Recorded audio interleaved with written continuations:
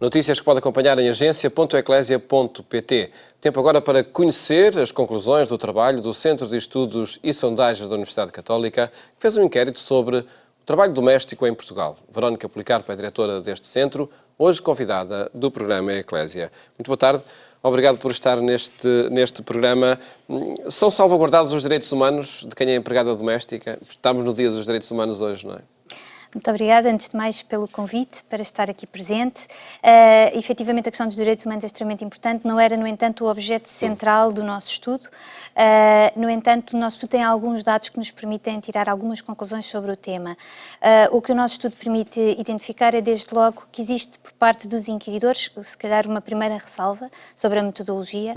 O que nós tentámos fazer foi, nós fizemos um inquérito pessoas que empregam na sua casa pelo menos uma pessoa ou mais para realizar as tarefas domésticas, portanto, aos empregadores.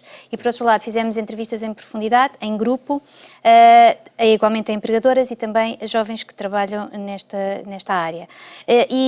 Um dos resultados foi que existe realmente uma visão positiva por parte dos empregadores, portanto, dos inquiridos que empregam na sua casa empregados domésticos, uma visão positiva do estatuto desta profissão. Por exemplo, uma esmagadora maioria considera que o serviço doméstico é um trabalho como outro qualquer, e também uma maioria considera que o trabalho que é realizado hoje é tão competente como há 20 anos atrás. No entanto, e para retornar à sua questão sobre a questão dos direitos humanos, esta visão positiva vai de par com alguma desproteção dos direitos destas pessoas, e dou alguns exemplos. A maioria tem ao seu serviço pessoas que trabalham algumas horas por semana, apenas. A maioria das pessoas que nós inquirimos paga as suas colaboradoras em dinheiro. Apesar de metade da amostra dizer que paga mensalmente, existe ainda uma percentagem considerável que paga todos os dias às empregadas ou que paga semanalmente, o que significa que estas pessoas nunca sabem exatamente quanto é que vão receber ao fim do mês e, portanto, ficam numa situação de maior precariedade. Por outro lado, também estamos a falar no geral, são mulheres que têm ao seu serviço, e estamos a falar de pessoas que não têm contrato, na sua maioria não têm contrato de trabalho, e quando existe um contrato, esse contrato é apenas verbal, o que também reforça esta noção de precariedade. E aí sim os direitos dessas trabalhadoras podem ficar postos em causa. A instabilidade resulta também deste quadro de relação laboral que têm com os empregadores. Exatamente, portanto, este quadro de relação laboral deixa-nos antever alguma instabilidade, por exemplo, nunca se sabe ao certo quanto é que se vai receber no fim do mês. Do ponto de vista da liquidez, isso até pode ser bom, no sentido, num mês em que uma pessoa faça mais horas, recebe um pouco mais, mas do longo prazo, se pensarmos, por exemplo, na situação dos descontos para a Segurança Social e, portanto, um certo retorno que todos nós, quando descontamos para a Segurança Social, temos cedo ou tarde, estas pessoas estão mais desprotegidas. Há, no entanto, um indicador que me parece muito positivo, que é esse da relação de confiança que existe entre empregadores e empregadas. Exatamente. Resulta também deste estudo, esse? Resulta, e tem bastante a ver também com a natureza do trabalho. Portanto, estamos a falar de um trabalho que é realizado na esfera privada, portanto, nas nossas casas, e realmente o que se verifica é que as pessoas inquiridas têm ao seu serviço pessoas que trabalham para si, uma percentagem bastante elevada, pessoas que trabalham para si há mais de 10 anos, portanto, é um trabalho que se baseia na relação de confiança, em que nós abrimos as portas da nossa casa, da nossa intimidade, da nossa privacidade a alguém que vem para tratar dos nossos filhos, tratar da nossa roupa, portanto, coisas extremamente íntimas.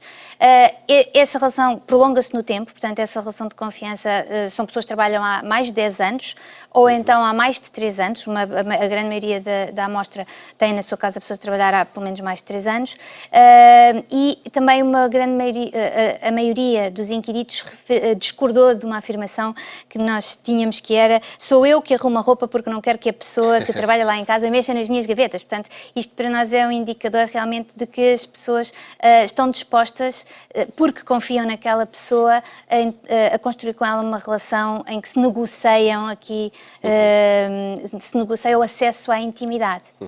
64% das entrevistadas dizem que trabalham numa casa e sentem-se como se fossem da família. É muito positivo este indicador. Exato, nós perguntámos aos empregadores, não é? E 64% dos empregadores referiu que considera que a pessoa que trabalha na sua casa é como se fosse da família. No entanto, portanto, o que nós conseguimos ver aqui claramente é a adesão a no fundo, a uma ideia positiva, não é? Em que nós tentamos enquadrar a pessoa que, no fundo, há tantos anos trabalha ali e mexe com a nossa privacidade numa relação que nos é familiar, que é a noção de família, não é? Portanto, uma relação em que a intimidade é enquadrada em termos que nos são conhecidos. Isso, no entanto, não nos pode fazer esquecer que estas relações entre empregadores e trabalhadoras domésticas estão atravessadas por desigualdades, não é? Portanto, uma coisa é nós considerarmos aquela pessoa da família ou não, outra coisa é quais são as práticas concretas no dia-a-dia. Ela senta-se connosco à mesa, ela vem às festas dos nossos filhos. Portanto, essas desigualdades continuam a existir e não desapareceram. E não dignificam, por certo, também essa profissão. O que fazer para a valorizar? Um dos aspectos que o nosso estudo tentava abordar é a questão das qualificações profissionais para exercer a profissão.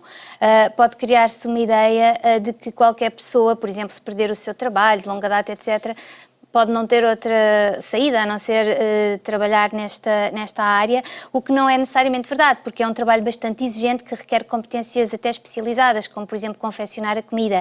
Outro indicador de confiança, não é qualquer pessoa que nós entregamos a confecção das nossas refeições e das refeições que os nossos filhos também vão comer. Portanto, todo este trabalho requer competências extremamente específicas e a maioria dos inquiridos foi da opinião de que seria vantajoso que que houvesse uma formação especializada para estas trabalhadoras. Portanto, eu penso que algo que poderia ser feito era exatamente identificando as necessidades e identificando as necessidades do mercado, haver uma oferta formativa por parte das organizações ou da sociedade civil ou do próprio Estado que enquadrasse esta prática profissional e por via dessa profissionalização, dignificar a profissão, evidentemente. Portanto, quando contratamos uma empregada doméstica, contratamos um serviço, como podemos contratar um canalizador, qualquer outra profissão. De que forma é que este tema chegou ao CESOP, ao Centro de Estudos e Sondagens da Universidade Católica? Enfim, encontramos essa referência do CESOP muitas vezes em eleições, noutro género de sondagens.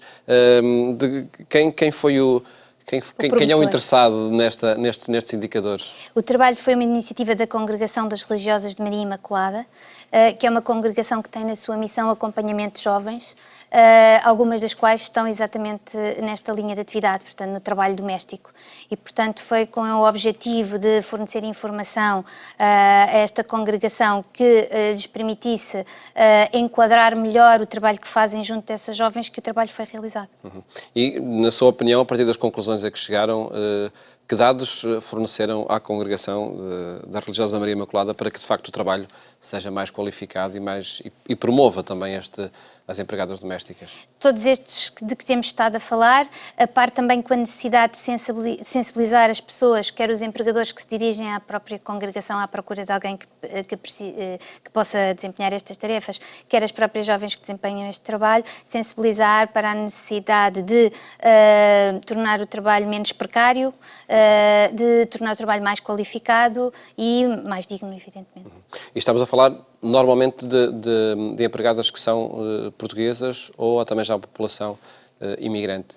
Também há população imigrante. Na nossa amostra, a maioria dos inquiridos tinham empregadas de nacionalidade portuguesa, mulheres, portanto são na esmagadora maioria mulheres, esse é um aspecto importante. Esta profissão ainda é atravessada por uma grande desigualdade de género.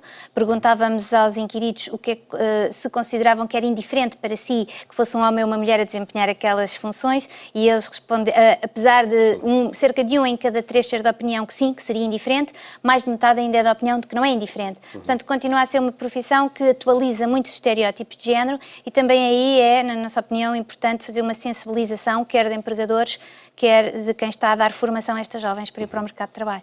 Dados que, por certo, vão ajudar a dignificar e a promover esta profissão. Verónica Policarpo, agradeço ter estado aqui no programa Eclésia a apresentar os resultados deste estudo sobre o trabalho doméstico em Portugal.